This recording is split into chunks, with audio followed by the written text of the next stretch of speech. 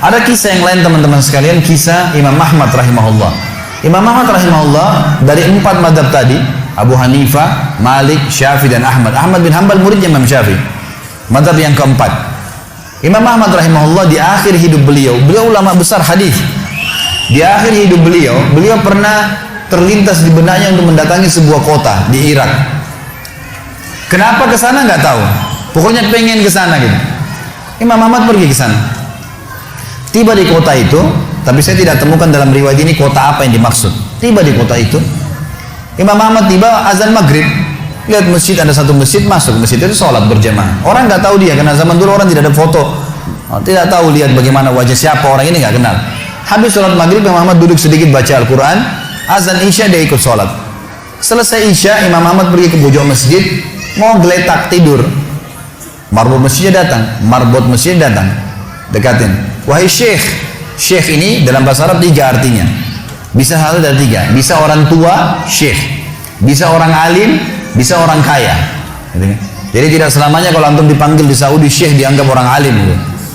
Bisa saja orang tua gitu kan. Dipanggil, hai syekh, orang tua maksudnya. Ngapain anda di sini? Kata Imam Ahmad, saya musafir. Nggak kenal orang siapapun di kota ini, besok pagi saya mau pergi. Nggak ada tempat nginap, saya mau nginap di sini. Karena zaman dulu nggak ada penginapan-penginapan kayak kita sekarang, banyak hotel segala gitu. Kata marbotnya nggak bisa, masjid nggak boleh tidur. Kata Imam Ahmad, saya didorong-dorong keluar dari masjid. Orang ini nggak tahu kalau ini Imam Ahmad, kalau tahu mungkin diundang ke rumahnya. Tapi ini marbot, masya Allah, istiqamah nih gitu. Keluar dari masjid, ditutup pintu masjid sama dia.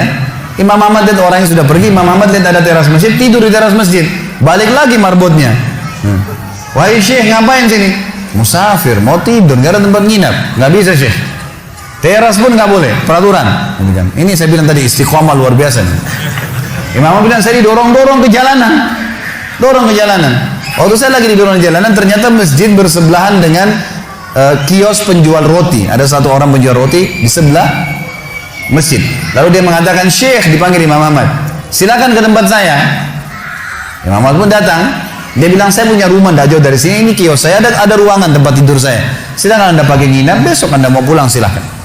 Kata Imam Ahmad menceritakan tentang keadaan dia dengan penjual roti ini. Dia bilang ada satu perilaku penjual roti ini yang unik. Imam Ahmad tertarik dengan itu.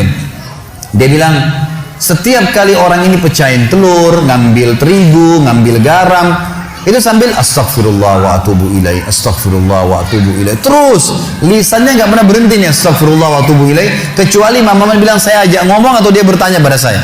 Kalau berhenti istighfar lagi, selalu begini. Kata Imam Ahmad, saya bertanya, sudah berapa lama kau amalkan nih? Orang itu bilang sudah lama, dari saya masih bujang.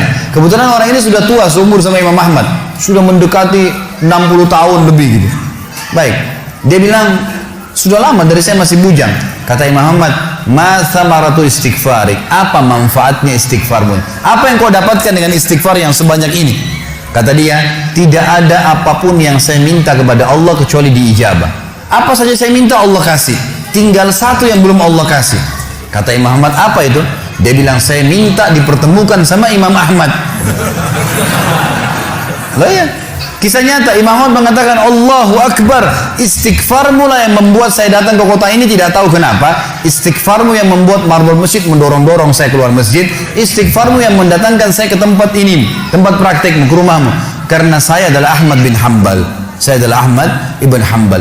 Bagaimana istighfar teman-teman sekalian mendatangkan rezeki yang luar biasa. Permintaan apapun didatangkan. Seorang alim ulama biasa didatangin, ini malah didatangkan sama Allah ke tempat orang ini karena istighfarnya. Dari memperbanyak istighfar manfaatnya sangat besar. Hadis Bukhari kata Nabi SAW, siapa yang mulazamah selalu istighfar, Allah akan jadikan jalan keluar dari masalahnya dan Allah akan berikan rezeki dari tempat tidak disangka-sangka.